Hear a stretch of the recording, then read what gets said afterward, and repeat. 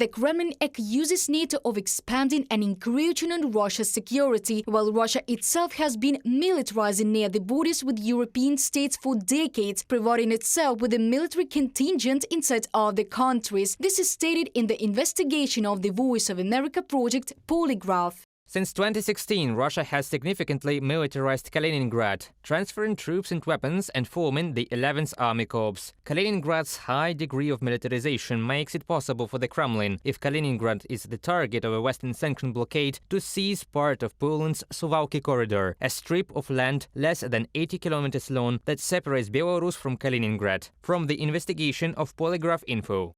Moscow has deployed the operational group of Russian forces in the Russian-occupied Transnistria region of Moldova. According to the authorities of Ukraine, there are about 3,500 Russian military personnel there. In addition, Russia has deployed a military base in Serbia under the guise of a humanitarian center, investigators say.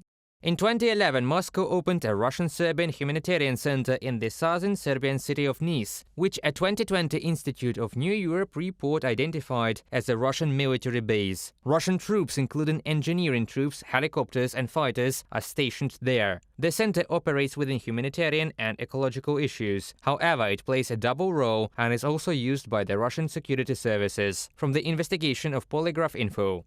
Over the past 23 years, the Russian Federation has increased funding for the army by 300%. Such figures are provided by the Stockholm International Peace Research Institute. Putin's plans for military expansion, which is not limited to Ukraine, have become obvious to Europe. Russia's actions forced the West to reconsider its approach to its own defense and begin to strengthen its armies. Now, meetings of the British Committee of Imperial Defense begin with discussions of a potential Russian attack. Are our armed forces now ready to fight a major war with Russia if we had to fight tonight? Yes. Great Britain has a plan for the most radical transformation of the army in the last 20 years. It provides for tens of billions of pounds of investment in the coming years. Almost all EU countries follow a similar path, but the biggest militarization is now taking place in Poland. Back in the autumn of last year, the country's Minister of Defense stated that there was a serious risk of war with the Russian Federation, which Warsaw would face in a period of 3 to 10 years. The war in Ukraine means we have to arm even faster. That is why this year we will make an unprecedented effort. 4% of GDP will go to the Polish armed forces, which may be the largest percentage among all NATO countries. Mateusz Morawiecki, Prime Minister of Poland, in a comment to Deutsche Welle.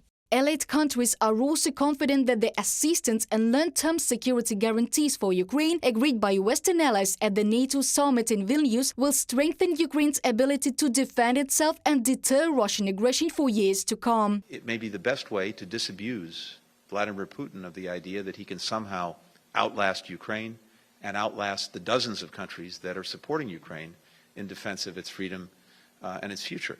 And that's the quickest way, probably, to bring this war to an end. The Kremlin's attempts to divide the West have had the opposite effect. Putin's war against Ukraine convinced even relatively neutral countries, such as Sweden and Finland, which have refused to join NATO for years, to reconsider their policies and apply to join the alliance, thus actually doubling Russia's borders with NATO. Reported by Diana Kolesnik, Angelika Brushnevska, UATV News.